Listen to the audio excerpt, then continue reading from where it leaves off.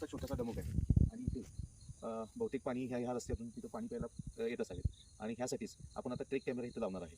जंगलामध्ये trek camera लावणार आहे. तर आपल्याला त्यामध्ये आपण बघूया की कुठले कुठले प्राणी आपल्याला त्यात कैद होतात किंवा कुठले कुठले प्राणी त्यातमध्ये कॅप्चर होतात. तर व्हिडिओ थोडासा लांब होत आहे, पण नक्की बघा. आवडल्यास लाईक करा, शेअर करा. धन्यवाद.